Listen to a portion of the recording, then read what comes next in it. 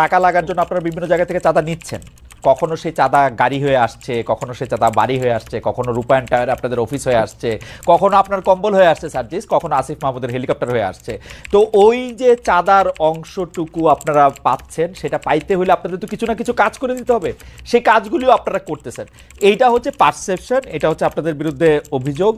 যদি আপনি বলেন বা কেউ কেউ এটা অভিযোগ হিসেবেও দেখতে চান না, কেউ কেউ মনে করেন যে এটা ঠিকই আছে, এটা নিয়ে আমরা আপনার সাথে একটু কথা বলবো। আমি আমি আমি আমি প্রশ্ন করি, আপনি আপনি আপনাকে আমি প্রশ্ন করেছি যে আপনারা যে রূপায়ণটার অফিস নিয়েছেন সেটা চাঁদা করতে কাটতেছে, যে চাঁদা করতে কাটতেছে, আপনাদের যদি আমি প্রশ্ন করি যে আপনারা আসলে কেন এই গাড়ি চড়ে এখানে যাইতেছেন, কে আপনাদের গাড়ি দিচ্ছে, আপনারা বলেন আমার মতো 1 কোটি খালেদ মহিউদ্দিন আছে যারা আপনাদেরকে গাড়ি দেয়।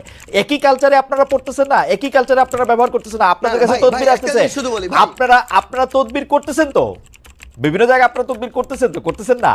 এটা যখন আপনি আপনার জায়গায় এরকম, আপনি ভাই আমাদের কাছে অনেক রেসপেক্টেড, একদম সোজা বাংলা কথা বলি ভাই। সো সেই জায়গায় যখন এরকম মানে এরকম একটা কথা চলে আসে, কেউ একজন বললো ওইটা এরকম একটা মেইন স্ট্রিম জায়গায় চলে আসে, এটা খুবই অপ্রত্যাশিত। আর আপনাকে যদি অফিসের কথা এবং এই কথাটা বলি ভাই, আমি আমার জেলায় এ পর্যন্ত 8,000 কম্বল দিয়েছি ভাই। এই টাকাটা কোনো চাঁদার টাকা না। এই 8,000 কম্বল আমি যদি ওই মানুষগুলোর সাথে যোগাযোগ করে না নিতাম, ওই মানুষগুলো অন্য কাউকে দিত।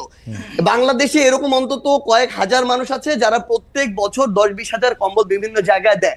আমি এর মধ্যে মনে করেন 10 জন মানুষের খোঁজ পেয়েছি বা খুঁজে বের করেছি। আমি হ্যাঁ ওটাতে যাচ্ছি ভাই। আমি তাদেরকে বলেছি যে ভাই আমার পঞ্চগড়ে প্রচন্ড শীত, আপনি যদি আমাকেও 1,000 দিতেন, আমি আমার মাধ্যমে বিতরণ করতাম, তাহলে ভালো হতো। তারা দিয়েছেন, এইটুকুই কম্বলের বিষয়। ভাই রূপায়ণ টাওয়ারের বিষয়, ভাই একদম স্পষ্ট কথা বলি, বাংলাদেশের রাজনীতি করতে বিগত রাজনৈতিক দলগুলো যেই লেভেলের টাকা খরচ করার কালচার তৈরি করেছে, একদম মানে কালো টাকা দিয়ে, সেটা যদি কন্টিনিউ হয় আমাদের দ্বারা বাংলাদেশের রাজনীতি করা সম্ভব না, একদম ক্লিয়ারলি বলে দিলাম। আমরা আমাদের জায়গা থেকে ভাই একটা ফাউন্ডেশন করার প্রসেস অলমোস্ট শেষের দিকে। এই ফাউন্ডেশনে ওপেন ফান্ডিং হবে দেশের এবং দেশের বাইরের। আমরা আমাদের জায়গা থেকে আমাদের ম্যানিফেস্টো তুলে ধরবো পুরো পৃথিবীর মানুষের সামনে। আমরা যদি আমাদের রাইট ট্র্যাকে থাকি তারা ফান্ডিং করবে, যদি না থাকি তারা ফান্ডিং করবে না। এবং আপনি যে এই গাড়িটার কথা বলছেন ভাই, আমি আপনাকে বলি, আপনি যদি দেশে থাকতেন না, আপনি এতদিনে আমার অন্তত 5 দিন কল পাইতেন যে ভাই মহিউদ্দিন ভাই আপনার তো হচ্ছে 2টা গাড়ি আছে, আমাকে একটা গাড়ি একটু 3 দিনের জন্য দেন বা 1 দিনের জন্য দেন, ড্রাইভার এবং গাড়ি আপনার, তেলটা আমি দিব ভাই। আমি ভাই লিখে দিতে পারি, আপনি খালেদ মহিউদ্দিন ভাই আপনার 2টা গাড়ির মধ্যে একটা গাড়ি একদিনের জন্য আমাকে দিতেন। এরকম আমাদের বাংলাদেশে এই অভ্যুত্থান পরবর্তী সময়ে হাজার হাজার মানুষ আছে ভাই, যে 16 বছর পরে একটু হাত ছেড়ে নিঃশ্বাস নিচ্ছে। এই মানুষগুলোর ওই সামর্থ্যটুকু আছে। এই মানুষগুলো এখন লক্ষ লক্ষ কোটি কোটি টাকা তাদের উপরে যে চাঁদা এভাবে চাপিয়ে দেওয়া সেটা থেকে তারা এখন মুক্ত। ভাই আমরা না রিকোয়েস্ট করি ভাই এভাবে ওপেনলি ভাই, একদিনের জন্য ফোন দিয়ে রিকোয়েস্ট করি, আমরা আপনাদের যারা এখানে আছেন নিশাদ ভাই থেকে শুরু করে আমরা তাদেরকেও করবো ভাই, যদি দেন ভালো হবে, না হলে ভাই আমরা আরেকজনের কাছে বলবো, যেই দেয় ভাই। আজকে কেউ দেয় নাই ভাই, ক্লিয়ারলি বলে আজকে কেউ দেয় নাই, হেঁটে চলছে, রিক্সায় চলছি ভাই, এভাবে আমাদের লাইফ চলছে ভাই। শুনেন ভাই, আসতেছে 100টা, হ্যাঁ করতেছি না ভাই।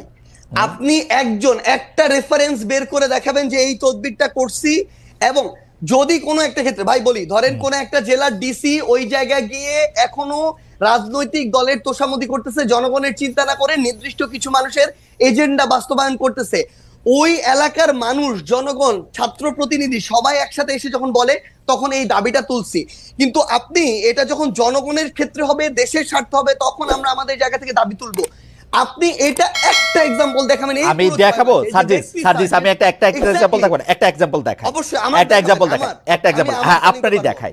আমার এটা বলতে মানে এটা খুব ইচ্ছা ছিল না, কিন্তু যাই হোক একজন জুডিশিয়ারির একজন খুব উঁচু পদের কর্মকর্তা আমাকে জানিয়েছেন, আমি বলি সেটা হচ্ছে আপনার বাবার তদবিরের কারণে নিয়োগ বন্ধ করে দেওয়ায় পঞ্চগড়ের জেলা জজ আর চিফ জুডিশিয়াল ম্যাজিস্ট্রেটকে মিনিস্ট্রিতে অ্যাটাচড করা হয়েছে।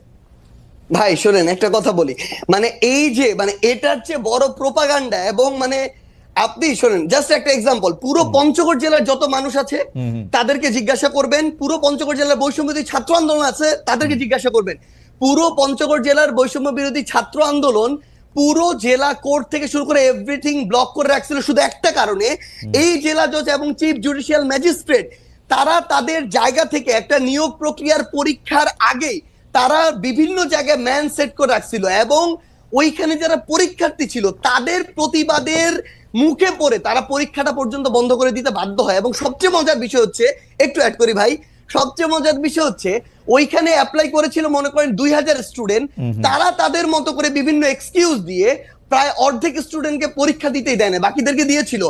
এবং এরপর এটা পর্যন্ত রেফারেন্স ওই স্টুডেন্টদের পরীক্ষার্থীদের কাছে চলে গিয়েছিল, বিভিন্ন পলিটিক্যাল দল তাদের জায়গা থেকে লিস্ট পাঠিয়েছিল।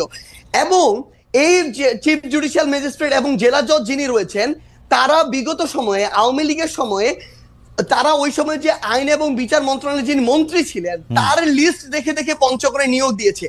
এই অভিযোগগুলো এক করে পুরো পঞ্চগড় জেলার ওই পরীক্ষা যারা পরীক্ষার্থী তারা রাজপথে নেমেছিল, মানুষ নেমেছিল, বৈষম্যবিরোধী ছাত্র আন্দোলন নেমেছিল।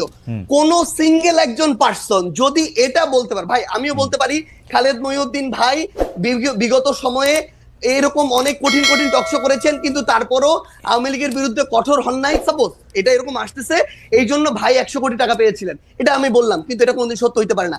আপনি সিঙ্গেল এরকম একটা দেখাবেন যে কেউ একজন বলবে যে আমাদের একটা রেফারেন্স ওই জায়গায় গিয়েছিল, যে কারণে আমরা এটা বাধা দিয়েছি।